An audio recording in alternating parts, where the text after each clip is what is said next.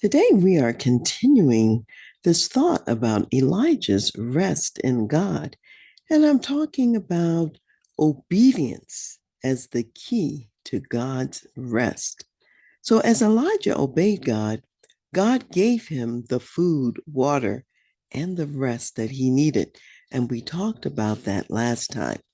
And I want us to remember that God's chosen people who left Egypt with a miraculous deliverance from Egypt, they did not get to the promised land, those original people who left, because they were disobedient and they refused to trust and to obey God. So that older generation died in the wilderness, except for Joshua and Caleb. And as you might remember, Joshua and Caleb were two of the 12 spies that went out to spy out the land. And the 10 spies came back with an evil report saying that the land was full of giants, that they were like grasshoppers in the presence of those giants, and they didn't see any way they could take over this promised land, even though it was flowing with milk and honey. Now, by contrast, Joshua and Caleb said, it's a good land. It's filled with good things.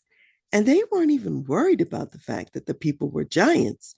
Instead, they magnified God as greater and bigger and above the giants of the people. Very similar to what David did later in the history, where faced with Goliath the giant, he didn't let that disturb him or concern him. He knew that just as God allowed him to fight the bear and the lion and to protect the sheep, that indeed he would be able to triumph over Goliath. So in this case, Joshua and Caleb, they magnified God over the giants that were in front of them. So of that older generation, even Moses, Aaron, and Miriam all died without entering the promised land. So I want to just, first of all, just share a reading with you that comes from the book of Hebrews. It's Hebrews, the third chapter, and it'll just give us a little insight about what we're talking about here. Hebrews 3, starting with verse 7, and it says, therefore, as the Holy Spirit says, today, if you will hear his voice, do not harden your hearts as in the rebellion, in the day of trial in the wilderness, where your fathers tested me, tried me, and saw my works for 40 years. Therefore, I was angry with that generation and said, they always go astray in their heart, and they have not known my ways. So I swore in my wrath, they shall not enter my rest. Beware, brethren, lest there be in any of you an evil heart of unbelief in departing from the living God, but exhort one another daily while it is called today, lest any of you be hardened through the deceitfulness of sin. For we have become partakers of Christ if we hold the beginning of our confidence steadfast to the end, while it is said, today, if you will hear his voice, do not harden your hearts as in the rebellion. So I want to remind you in Hebrews, the fourth chapter goes into greater detail about this, that there is still a promise of entering God's rest. The gospel, or the good news, which is what gospel means, was preached to the saints of old, even there in the wilderness on the way to the promised land. And we also hear the good news of God, the gospel of God today. And we hear from the scriptures that were just read that the word did not profit them because it was not mixed with faith. So we want to know that there remains, therefore, a rest for the people of God. It was a rest that Joshua could not give because he could not give a permanent rest to the people of God. On the other hand, the Messiah of God is our high priest.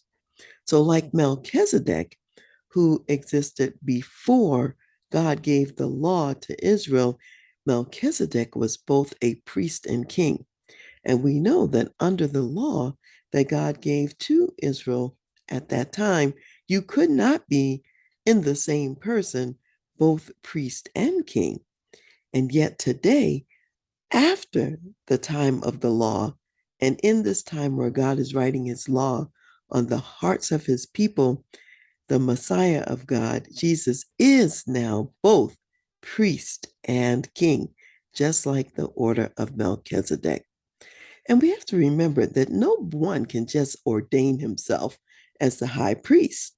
God is the one who has to call you as the high priest. And God called Aaron into the priesthood.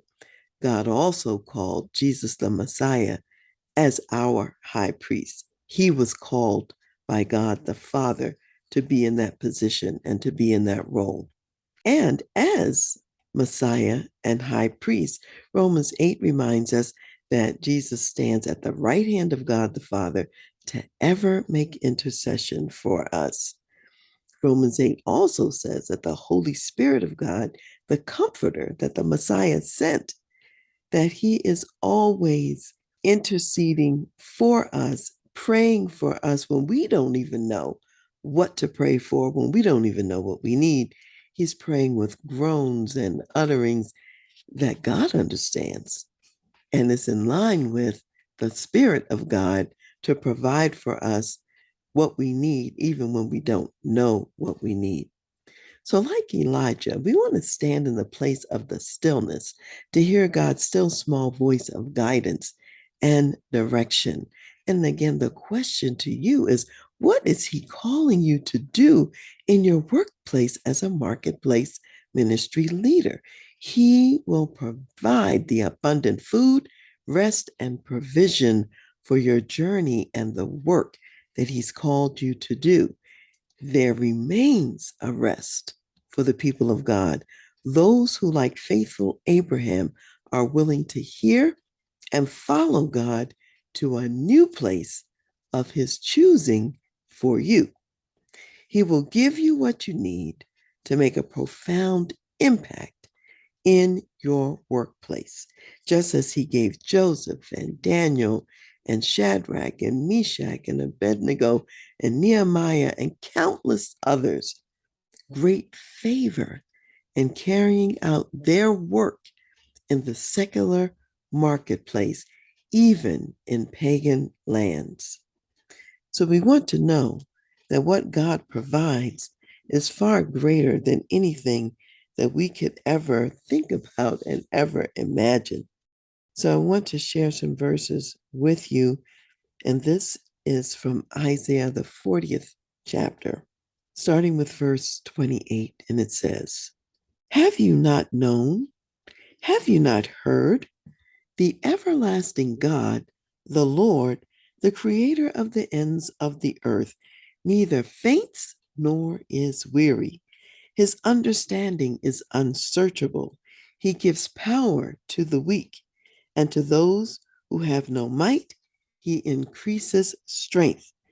Even the youths shall faint and be weary, and the young men shall utterly fall. But those who wait on the Lord shall renew their strength. They shall mount up with wings like eagles.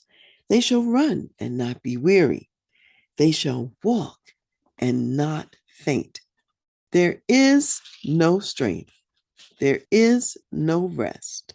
There is no power like that which the Lord gives to his people. So be willing to say, as Jesus said in John, the 4th chapter, starting with verse 34, my food is to do the will of him who sent me and to finish his work. The fields are white unto harvest. So I encourage you today to do his work in his strength and for his glory. Jesus the Messiah is our Sabbath rest. Our Sabbath rest is in a person and not a day. It is in a person. So rest in him.